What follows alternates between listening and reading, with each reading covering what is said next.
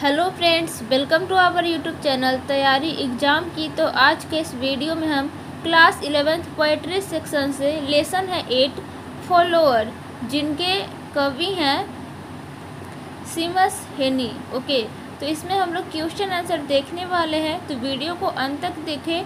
Channel पे नया है तो चैनल को सब्सक्राइब करके बेल आइकन को प्रेस कर दें, ताकि हमारे और भी आने वाले वीडियोस की नोटिफिकेशन सबसे पहले आप सभी तक पहुंच सके। तो चलिए स्टार्ट करते हैं।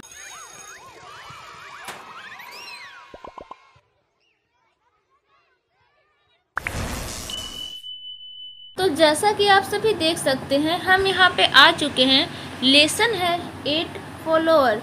जो फॉलोअर का मतलब होता है पालन करने वाला होता है। तो देखिए यहाँ पे कुछ क्वेश्चन दिए गए और उसका आंसर दिया गया है, तो हम सभी देखते हैं। यहाँ पे है answer the following questions briefly. आपको निम्नलिखित जो प्रश्न दिए गए हैं उसको संक्षेप में उत्तर देना है। तो देखिए क्वेश्चन नंबर 1 कह रहा है यहाँ पे, why is the father called an expert. पिता को विशेषज्ञ क्यों कहा जाता है। तो देखिए इसका आंसर दिया गया है, he is an expert person because he ploughs the horses perfectly well. वह एक विशेषज्ञ व्यक्ति है क्योंकि वह घोड़ों को पूरी तरह से अच्छी तरह से जोतता है। ठीक है, फिर है यहाँ पे, the horses are well within his control. घोड़े उसके नियंत्रण में हैं। The horses become ready to work even if he directs them in a slow voice. घोड़े काम करने के लिए तैयार हो जाते हैं, भले ही वह उन्हें धीमी आवाज़ में निर्देश दें। ठीक है, अब देखिए क्वेश्चन नंबर 2 आता है यहाँ पे, what did he look like. वह किसकी तरह दिखता है। तो देखिए इसका आंसर हो जाएगा, he was looking like an expert.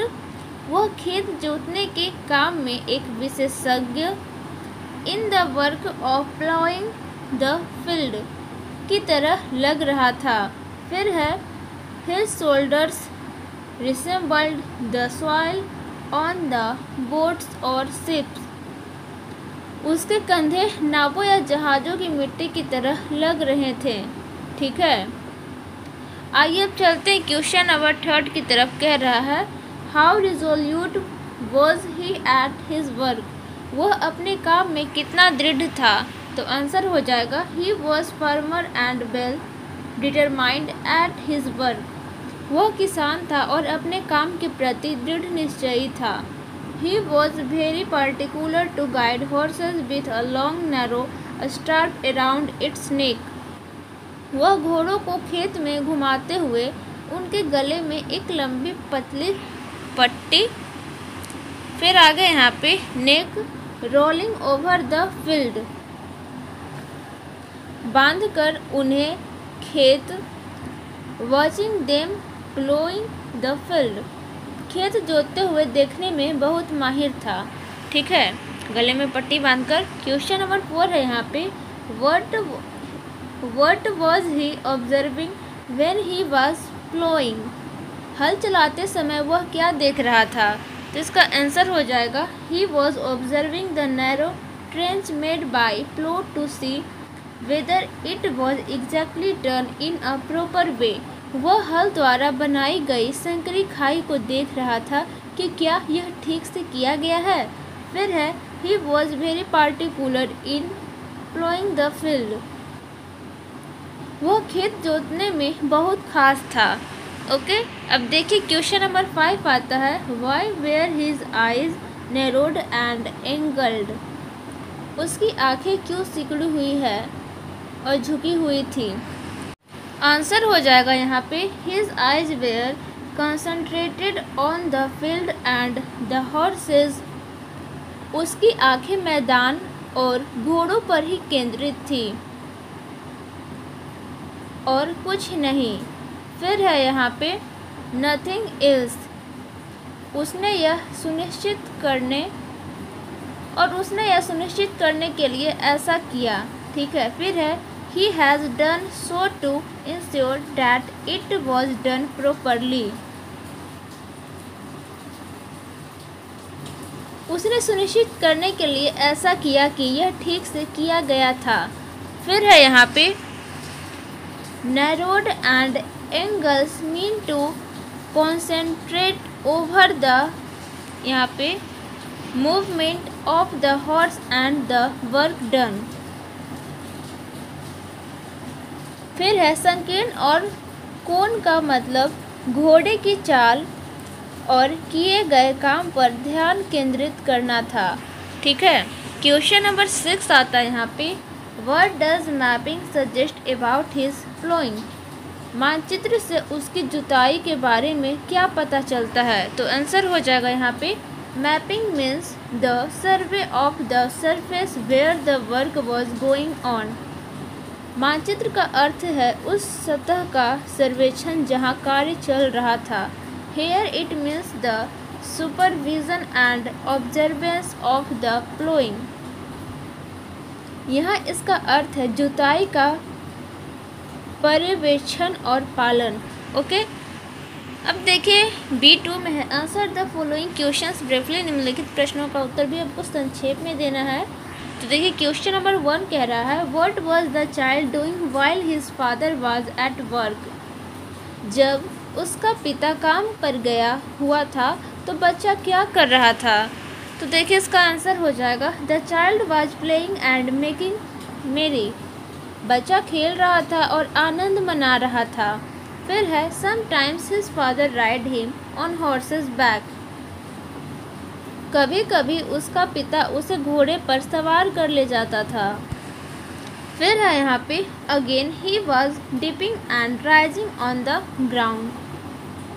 फिर वह जमीन पर डूबता और ऊपर उठता था। ठीक है, फिर आगे देखिए further he was following his father with slow heavy steps. फिर वह धीमे भारी कदमों से पिता के पीछे पीछे चल रहा था। ओके, क्वेश्चन नंबर 2 आता है यहाँ पे what did the child wish while following his father. अपने पिता का अनुसरण करते हुए बच्चे की क्या इच्छा थी? तो इसका देखिए आंसर हो जाएगा the child wanted to grow up and plough the field. बच्चा बड़ा होकर खेत जोतना चाहता था। फिर है he thought so to help his father. उसने ऐसा अपने पिता की मदद करने के लिए किया। ठीक है, क्वेश्चन नंबर 3 आता है यहाँ पे how was the child a nuisance. बच्चा कैसे उपद्रवी था? तो देखिए इसका उत्तर हो जाएगा answer the child was a nuisance because he was stumbling and sometimes fell down. बच्चा बहुत परेशानी का कारण था क्योंकि वह लड़खड़ाता था और कभी कभी गिर जाता था। ठीक है, अब देखिए क्वेश्चन नंबर 4 आता है why does the father not go away. पिता क्यों नहीं चले जाते? फिर देखिए इसका आंसर हो जाएगा, अब ज़्यादा नहीं है, ये लास्ट है बस, फिर इसके बाद कुछ और है थोड़ा बहुत, फिर एंड हो जाएगा। The son has undertaken the work. बेटे ने वह काम अपने हाथ में ले लिया है। His father was doing in the past. जो उसके पिता पहले करते थे। Now his father remains behind him and guides him in his work. अब उसके पिता उसके पीछे रहते हैं और उसके काम में उसका मार्गदर्शन करते हैं। His father has been a farmer. उसके पिता किसान रहे हैं। He has a wide experience of farming.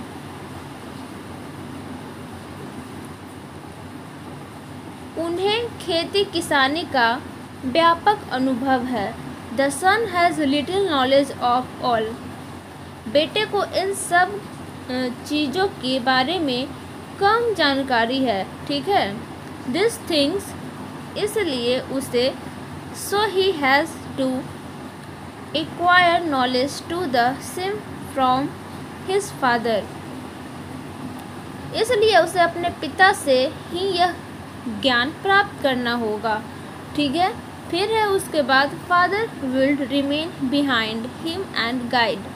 पिता उसके पीछे रहेंगे और उसका मार्गदर्शन करेंगे।